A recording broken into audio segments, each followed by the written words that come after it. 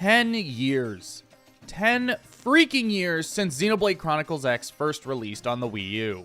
A full decade since we first arrived on Mira, aiming to survive both a hostile alien planet and a war that followed us there. Back in 2015, I was in my second year of college, reading Stone Ocean for the first time, impatiently waiting for Amazon to send me my Xenoblade Chronicles X Collector's Edition a week late. Good times. Now, if you clicked on this video, you're probably already aware that history is repeating itself, this time with an enhanced version dubbed Xenoblade Chronicles X Definitive Edition. This new release revives the decade-old title, giving it an artistic facelift, refined gameplay, brand new story content, a whole new area to explore, and, most importantly, is making the game accessible to a fanbase that has grown exponentially since the original release. The, hopefully, good news is this new release is getting rave reviews all around. I wrote this weeks ago, I'm hedging my bets here, man. And yet, I can't stop thinking about back then.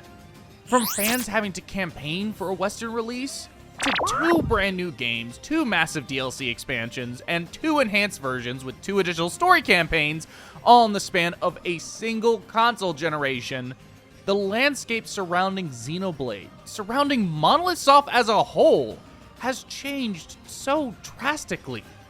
It's so different, I don't think a modern fan can truly understand what it was like to be a Xenoblade fan back then.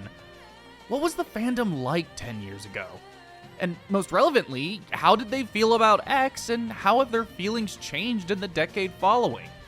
To answer these questions, I put out a survey asking Xeno fans from back then to tell their stories with the game. Everything you're about to see and hear, comes directly from people who have been fans of Takahashi's Wild Ride for a decade plus. Hopefully no one feels like I'm putting words in their mouth, because that is the last thing I'm trying to do. Special thanks to Files from the Zohar, Ringo Ashburn, and to everyone who partook in the survey. Thank you all so much. Okay, so let's start things off with the who. According to the survey results, the average fan at the time of X's release was around 18 years old, though responses ranged anywhere from age 12 to 28. As for the first Xeno game they played, it was, unsurprisingly, the original Xenoblade Chronicles on the Nintendo Wii. In fact, 4 out of every 5 who responded became fans of the series through either Xenoblade 1, Xenoblade 3D, or Xenoblade X. The rest mostly started with Xenosaga Episode 1, with a single person having started their journey all the way back with Xenogears on the PS1. Thankfully, no one started with Xenosaga Episodes 2 or 3, which makes me think no one who listed Xenosaga as their first game lives in Europe.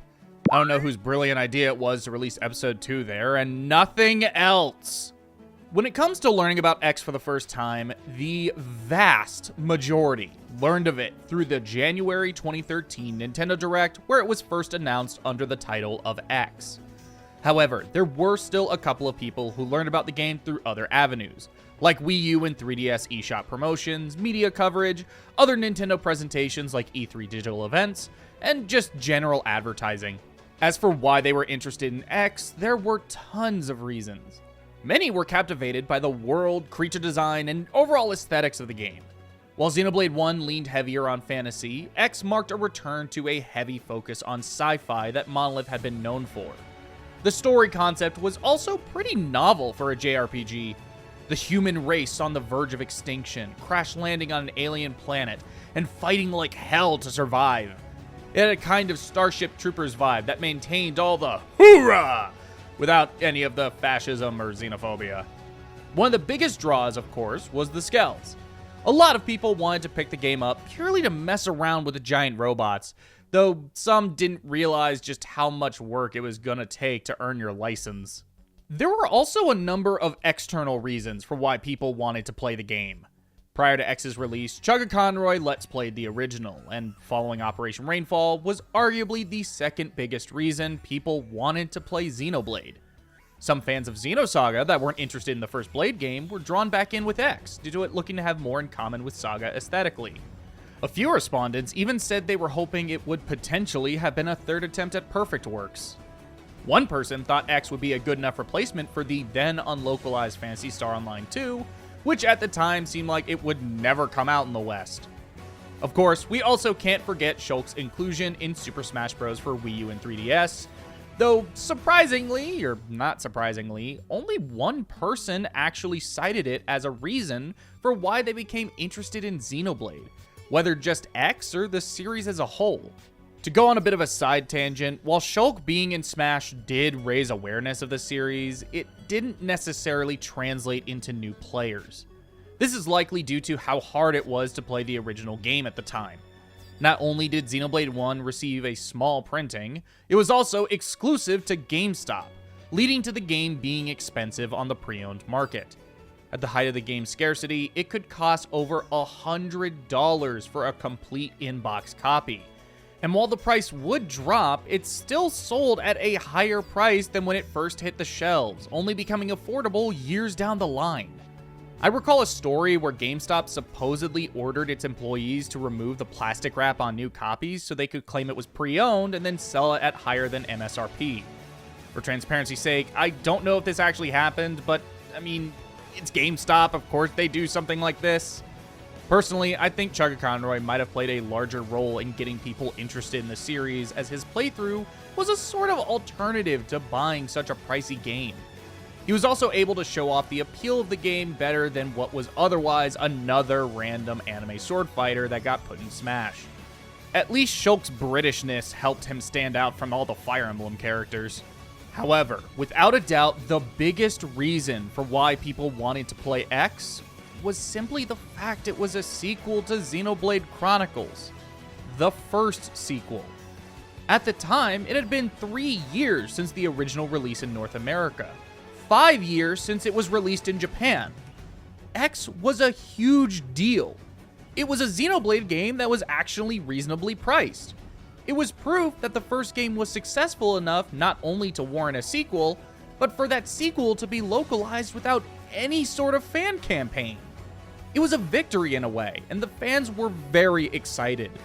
Expectations were super high, with tons of theories being thrown about. While Takahashi had said X was only a spiritual successor to the first game, that didn't stop the discourse. The planet exploding in the beginning is actually Klaus's experiment.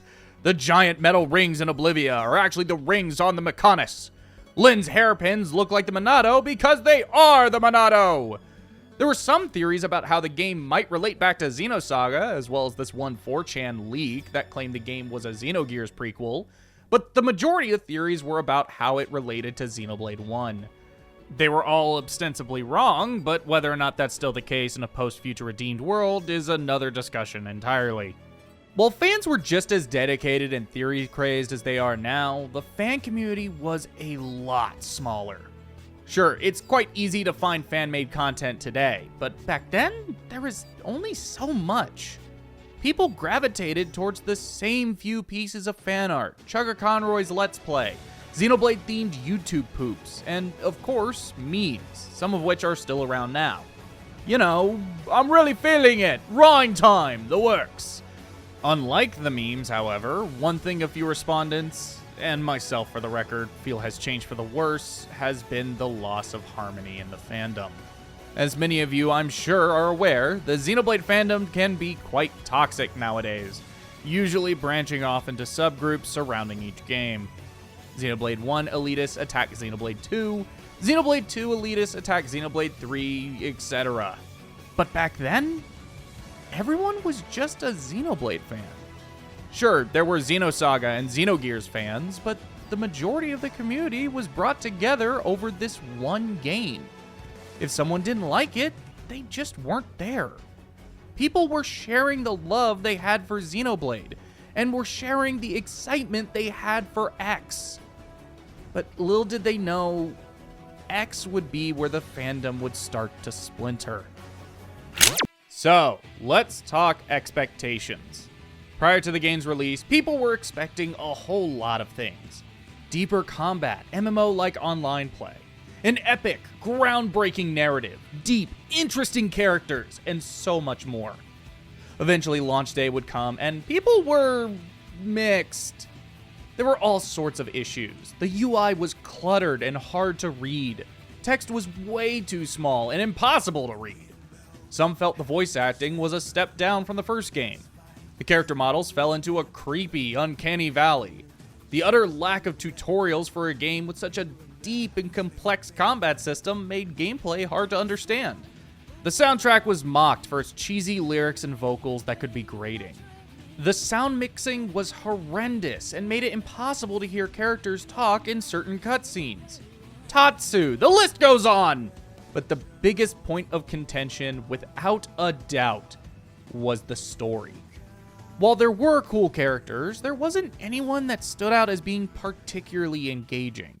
The pacing was also not great, as the requirements to unlock new story missions were steep, and it required a ton of grinding, resulting in hours going by without any forward progress. When progression did happen, it didn't feel as impactful or as well written as people had hoped. Many were wanting a story on the same level as the first game, and that's just not what X was giving them. While it had a lot of great concepts, the executions left a lot to be desired. However, as the art books would reveal, the story and world of X was once much grander and more detailed than the final product. Entire factions, characters, and concepts ended up being left out due to development time being spent in other areas, namely gameplay. For Xenoblade X, Monolith Soft was entering a new ground as they were developing their first HD title. They wanted to get used to the tech, create all the necessary tools, and get experimental.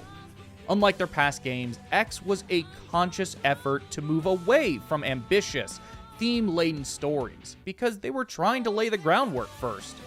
And yet, it still contributed to the compromising of the intended story of X. Was it worth it?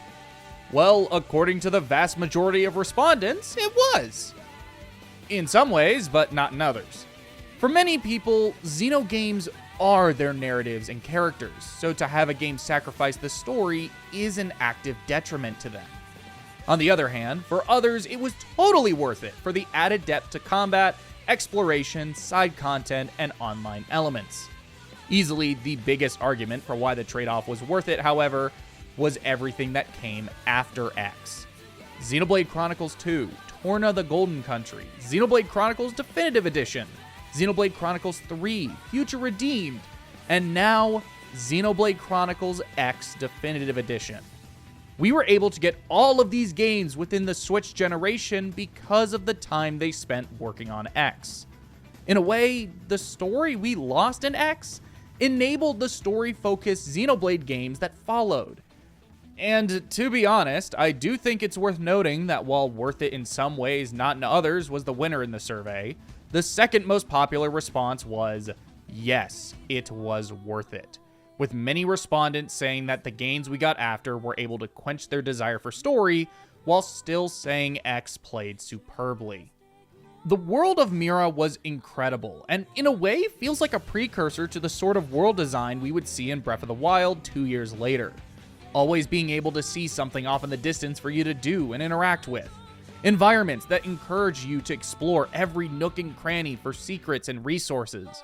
Art direction and design that makes the act of simply finding somewhere new a reward in of itself. Movement was also amazing, with the sprint and insane moon jumps making moving around incredibly fluid and exhilarating. When it comes to combat, Xenoblade is known for each entry having its own systems and mechanics, so that no two games play the same. Even the DLCs play differently from their base games. However, technically the only exception to this is X, which plays like a much more in-depth version of Xenoblade 1. Though personally, I think you could argue that all this added depth is what makes X stand apart from the prior game. What really makes the combat so good for a lot of people is the sizable number of viable builds for your avatar. It never felt like there was a wrong path for you to take, and any shortcomings could be filled in with the huge cast of playable party members you could unlock. Also, Overdrive was broken as fuck, and the only attempt to balance it is the game just not explaining how to use it. It's so awesome. Now, let's fast forward a decade to today. Xenoblade as a series has grown immensely. Monolith Soft has become the keystone developer at Nintendo, and the entire series is playable on the Nintendo Switch. How do those fans that were there 10 years ago feel about X now? Well, there were a few people who responded that their opinion hasn't changed. they still don't really care for it. But that's the thing. It's only a few.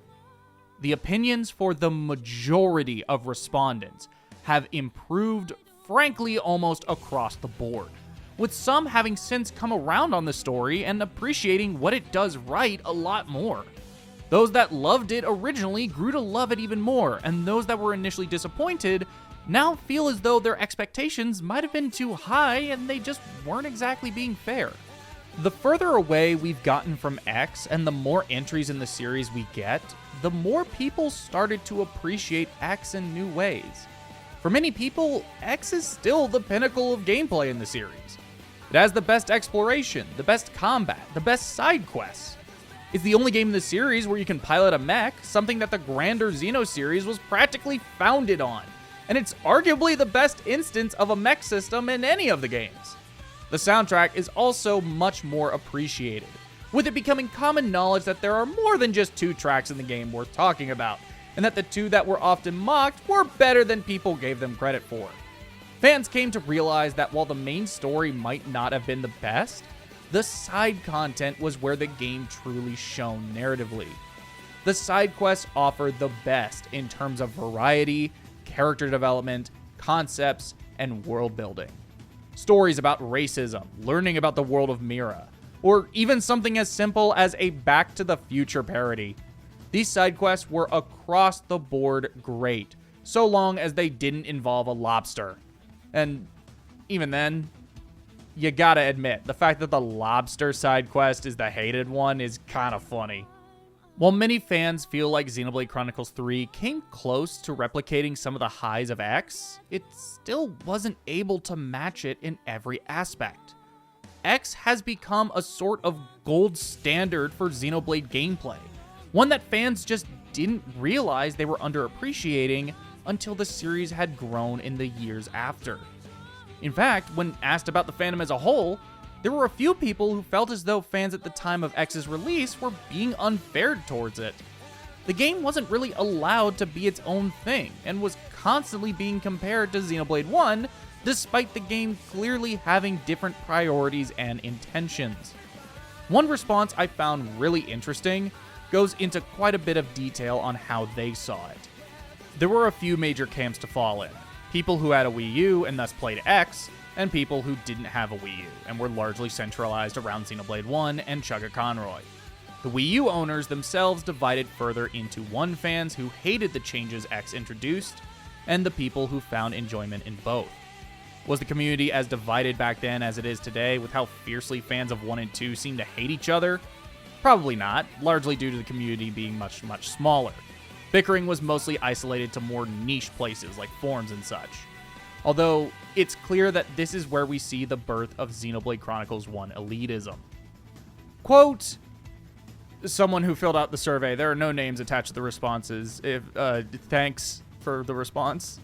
What I find so interesting about this comment is how familiar it sounds.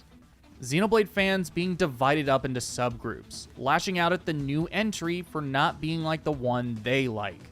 I completely agree with this being the birth of Xenoblade Chronicles 1 elitism, but I'd also add that this is the start of the fanbase becoming as toxic as it has.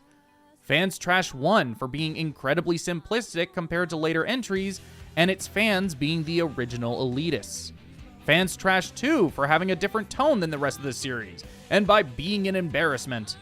And fans trash 3 for caving to the woke mob by pulling back on the fan service, and by not being the Avengers Endgame of Xenoblade.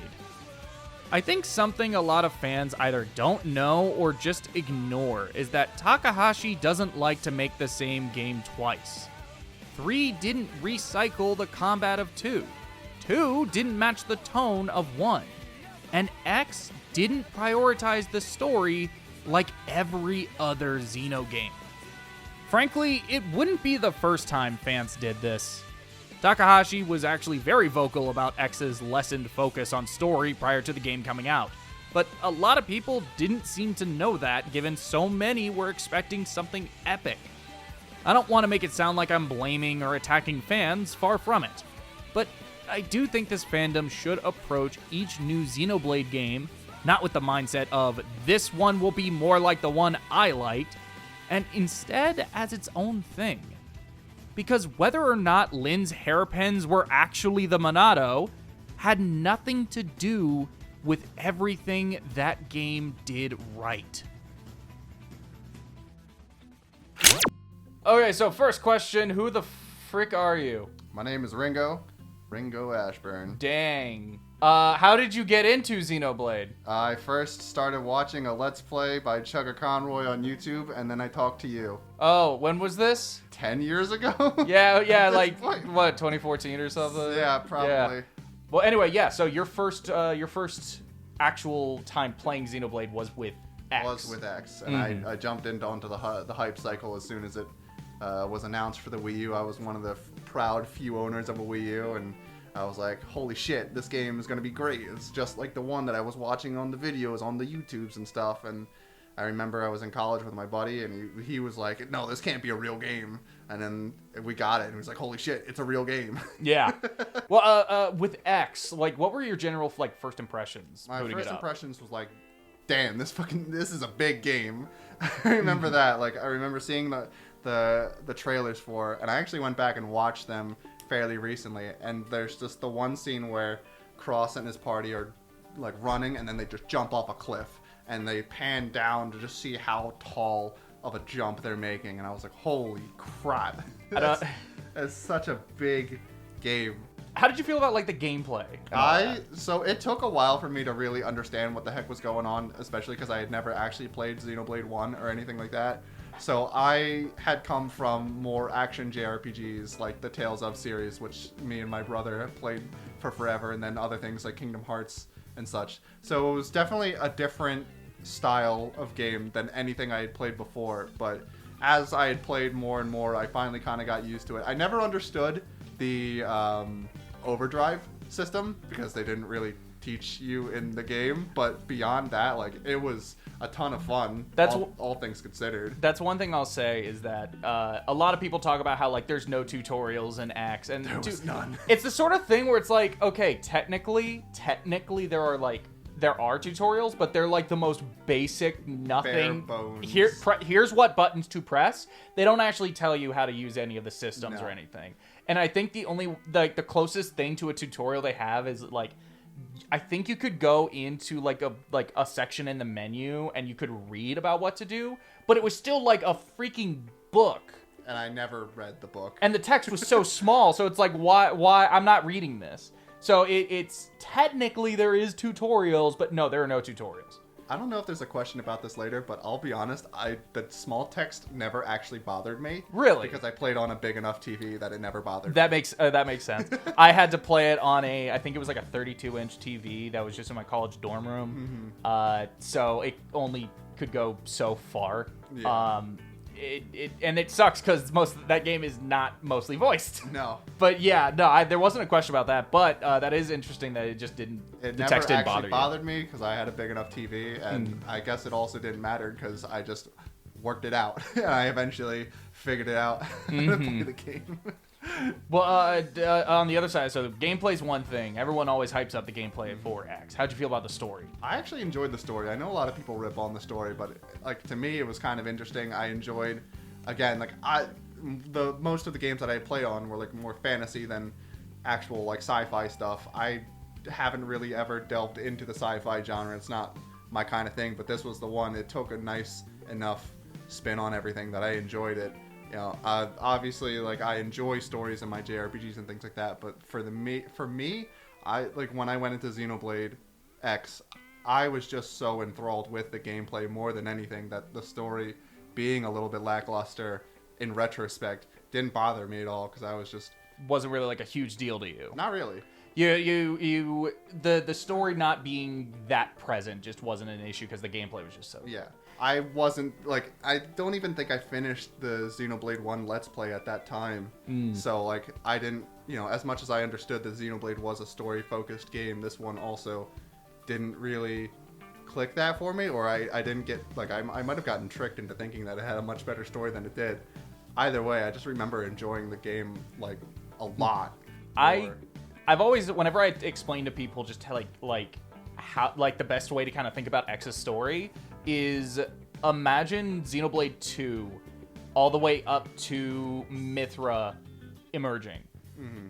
That is like the equivalent amount of story, but stretch that over the length of X. Mm-hmm. It's like you get that much of the story, and then it just kind of ends on a cliffhanger, and then there's 10 years with no follow-up. And not only that, but like looking into the art book and a lot of interviews, they did cut a lot of story. And to be fair, Takahashi also said the game was going to be light on story, especially compared to previous games they made. But it very much was not as much story as people were expecting. Like, yeah, definitely in retrospect, having thought about it, like, there really isn't that much story to the game. But I honestly didn't notice. Mm-hmm. Which is, I don't know if that's a good thing or a bad thing for me. I always kind of thought it's like this game is light on story, but it's more so in like the lore and the world building. Yeah. Where a lot of like the good narrative stuff happens. Yeah. You play the side quest and it's like, wow, there's actually like a lot to this place and to these people and all that. Mm-hmm. Well, I guess last thing, and I kind of had a specific thought I know, or opinion I know you have, and I'm curious if this will be what you bring up when I ask you this. Give me your hottest Xenoblade take. That's actually tough. I don't. Let's try this specifically with X. Specifically with X, I don't know. I don't have anything off the top of my head. I can think of one thing because this is what I was thinking you would say. It would be fuck Lao. Fuck that guy. Not that. Not that, but not fair. Not like that, but no, actually, screw that guy. I hate him. Well, it wasn't that. That's not what I was thinking. I was thinking with another character. Yeah? Yeah. Tatsu is the best. Yeah, there we go. Tatsu is a top tier Napon. I will fight anyone on that, I guess. Hell yeah. But that's also because I haven't played the game in 10 years and fuck Tor. Yeah. There you go. Okay. I like Tatsu more. Cool. Well, there we go. That's the interview portion. Hooray. Tell them where to find you. You can find me on Twitch at twitch.tv/RingoAshburn. I play infrequently, but when I do, it is mostly Tales of games. I think we're currently going through Tales of Graces, which is also a great remaster, and I hope to see more. Beyond that, yeah, that's about it. Thank you all so much for watching. If you enjoyed this video, why not leave a like, subscribe, and hit the bell to be notified of my future uploads. If you want to support the channel financially, why not check out my Patreon or become a YouTube member? I appreciate any and all support you guys can give. Again, I want to thank Files from the Zohar, Ringo Ashburn, and every single person who participated in the survey. This video wouldn't have been possible without you guys. You all have a wonderful day. I'm gonna go use a soldering iron on a Jack Frost to see what happens.